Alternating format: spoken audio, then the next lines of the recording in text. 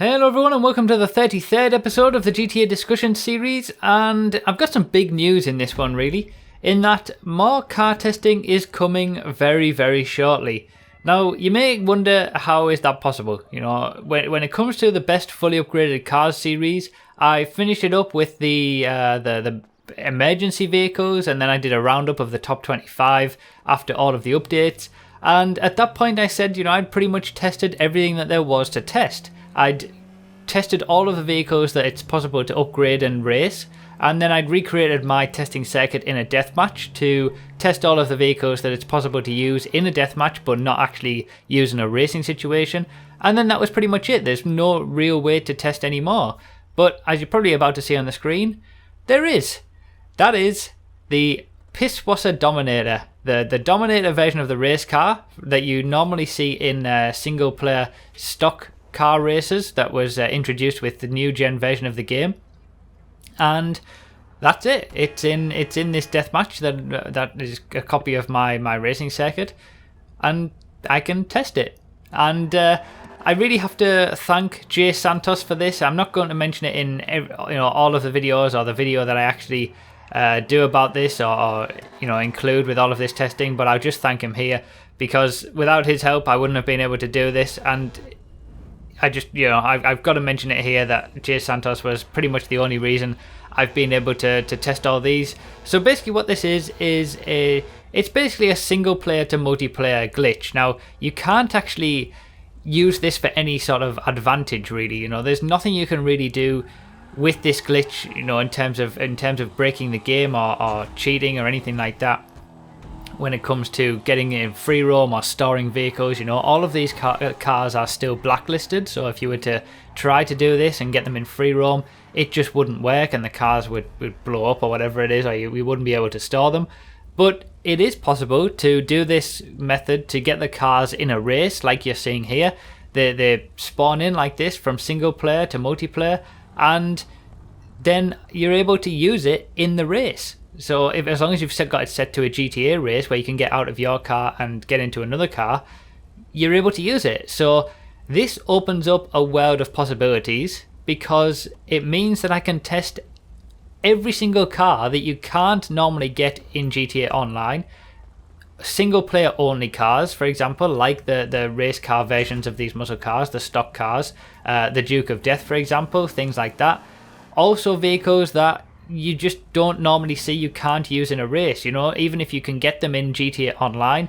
Say for example the utility trucks or the tow trucks maybe. Obviously the tow trucks you can't get in GTA Online, but maybe the utility trucks for example, or there's quite a few vehicles that you do sometimes see in GTA Online, but you can't actually get them in a race in any way possible. So there's no way to get them in a deathmatch like I tried to do with everything else, or there's no way to actually get them in a race either. It becomes impossible to test it. So that's the only reason that I haven't done that. Now with this method, I'm able to test every single vehicle that I haven't been able to test before, which means that on the spreadsheet where there's all those vehicles left over that I haven't actually got a lap time for, any vehicles that basically I haven't tested, I'll be able to do that now. So by the end of the next best fully upgraded cars video, there's going to be a special video containing all of these vehicles. By the end of that video, I will have got a lap time and tested every single car in the entire game, every single bike in the entire game, every land vehicle that exists in the game, I will have tested on a lap, so you know how they all compare.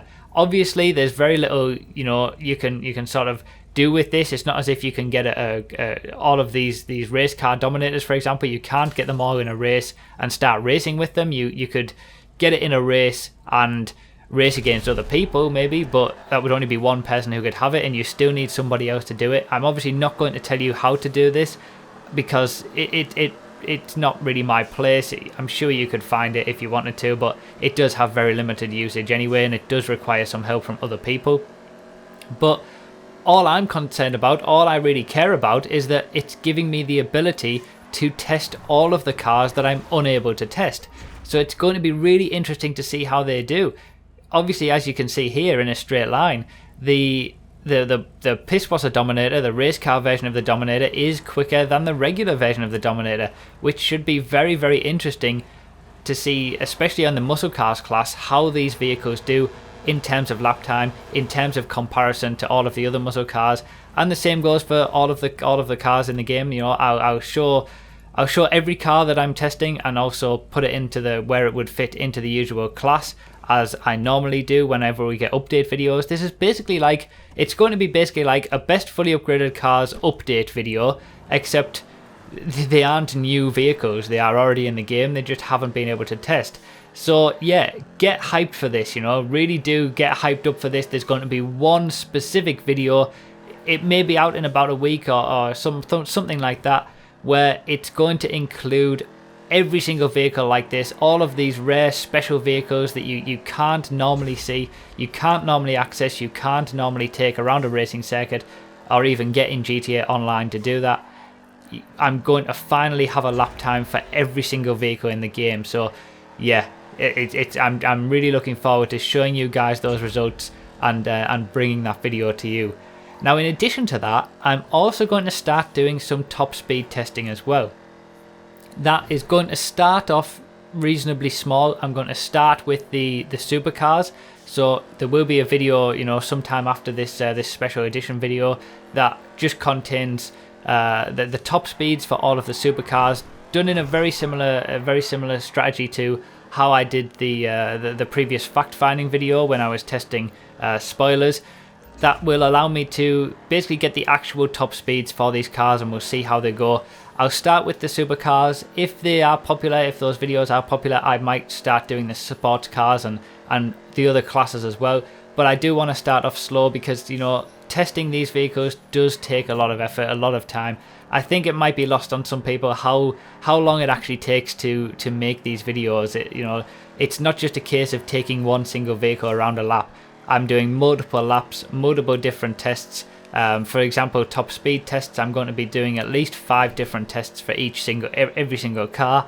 On the lap time testing, I'm doing multiple testing. You have to actually get the cars in the lobby, source the cars as well. You know, it does take a lot of time. So I'll start with the top speed testing. I am definitely going to be bringing top speed testing, and I'm going to start with the supercars, and we'll just see how it does, whether we extend to other stuff.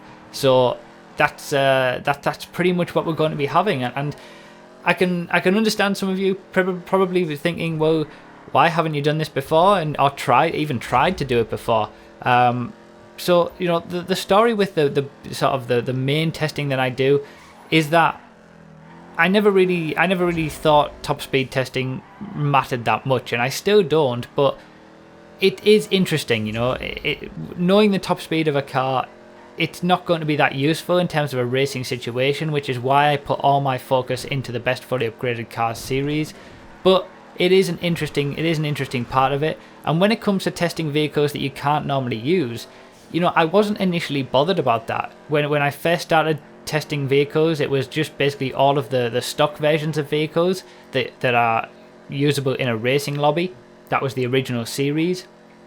Then that obviously extended to the best fully upgraded cars series in general. So I tested all of the vehicles fully upgraded that you can use in a race.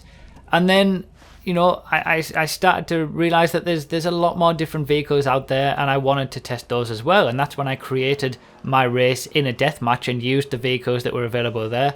I thought, you know, if they are available, if it's possible to test them, I might as well test them. And then by the end of that, I just thought that was it. I was done. There's no way to get any other vehicles to test it, so I'm pretty much done at this point.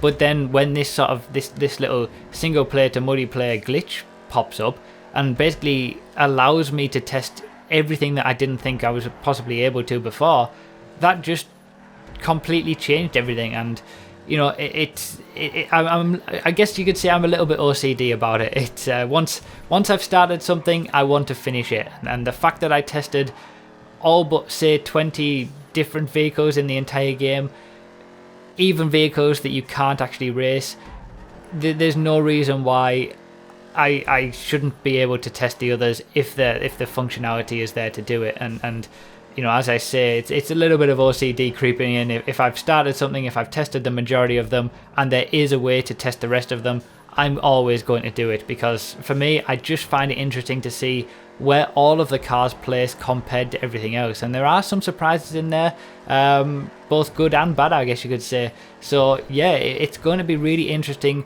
and I can't wait to see what you guys think about the video, the special edition video that I'll make for all of these special vehicles. It's going to be a lot of fun. It really is, and I'm excited for it. Really, I'm excited to bring you guys these special vehicles, because for me, every vehicle in the game is special, and they've all got their own special features, really. And it's a shame that we just can't have all of them to use. You know, it's a shame that some of them are locked off and you know, are just for single player or whatever, can't be stored in your garage. It would be nice if we could just have all of them available, but that's the way Rockstar have gone. But to bring you guys this video of these special cars, I actually feel privileged that I've been able to even test all of these vehicles, just because they are so special. So that's going to be coming very soon. Get excited, get hyped. I will post sort of teasers on Twitter and all that kind of stuff in the lead up to it, but it will be coming very soon, and I'm really looking forward to seeing what you guys think. So thank you so much for watching. Leave all your comments down below about what you thought about all of this. I really do appreciate all of your support as always, and I'll see you next time.